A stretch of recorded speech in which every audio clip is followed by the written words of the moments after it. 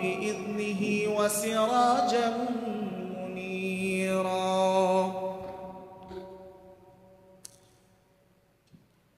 أعوذ بالله من الشيطان الرجيم.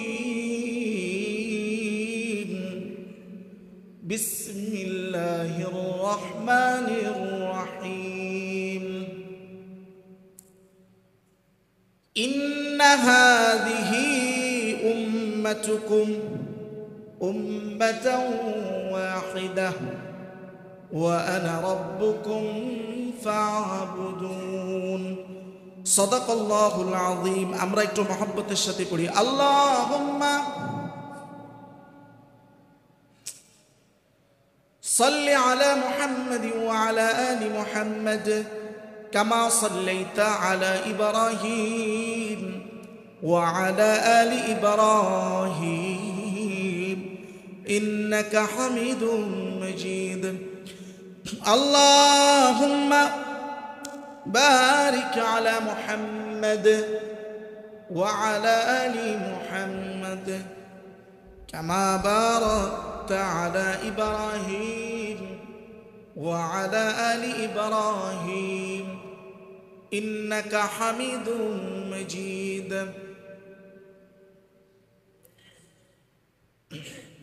الحمد لله. আল্লাহ তাআলার দরবারে হাজারো লাখো কোটি শুকরিয়া আল্লাহ রাব্বুল আলামিন তার ঘর মসজিদে তার মহান ফরজ হুকুম আদায়ার্থে আসার এবং বসার তৌফিক দিয়েছেন। এই তৌফিক দাতার সন্তুষ্টির জন্য প্রথমে একবার অন্তঃস্থল থেকে উচ্চারণ করে পড়ি আলহামদুলিল্লাহ।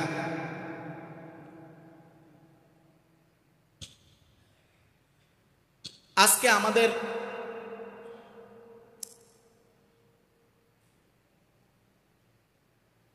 বিষয়বস্তুটা বলার আগে একটা আহ্বান করব, সেটা হলো আমাদের যে মুসল্লিয়ানি কেরাম এখন অবধি মসজিদে আসতে পারে নাই,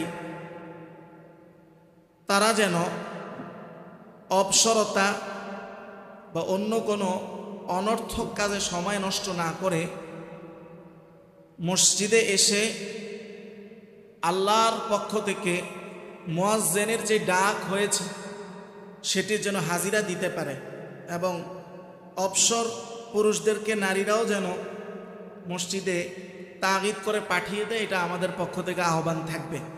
আজকে আমাদের আলোচ্য মূল বিষয় হলো যে সমাজে যেহেতু মানুষ হলো সামাজিক জীব,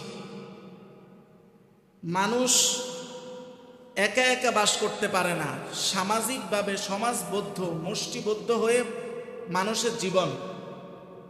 তো একসাথে থাকতে গেলে সব সময় যে সামাজিকতা রক্ষা হয় তা কিন্তু না, মাঝে মাঝে আমাদের মাঝে বিভিন্ন মনোমালিন্য দূরত্ব সৃষ্টি হয় কি না? হয় হয়।